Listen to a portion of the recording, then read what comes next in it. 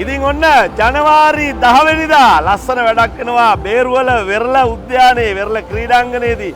ඉතින් අප්සරා රිදම් නයිට් ඔන්න ප්‍රසංගයේ දාට තියෙනවා. මොකද මේ ප්‍රසංගයට આવොත් ඉතින් අප්සරා දික්කල් අප්සරා කියන පට්ට ලස්සන කොල්ලෝ ටිකක් ඉන්න පට්ට වැඩකාරයෝ ටිකක් ඉන්න අපිට පට්ට ආදල්ලයක් දෙන්න පුළුවන්.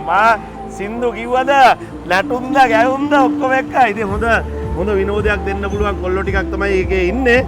ඉතින් මෙන්න මේ ෂෝ එකේ සම්පූර්ණ ආදායම කොහෙටද යනවා කියන්නේ?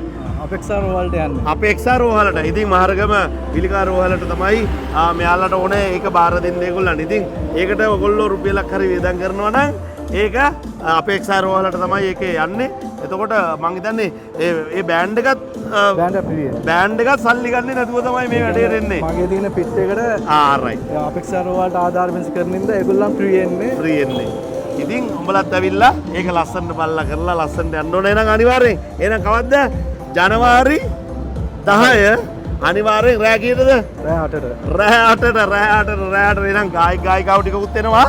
මට ඒගොල්ලන්ගේ නම් මේ කියාගන්න මං මේ ටික දාන්න. අනිවාර්යෙන් හැබැයි උඹලා එන්න ඕනේ එදාට. එච්චරනේ. එන්න කිරි.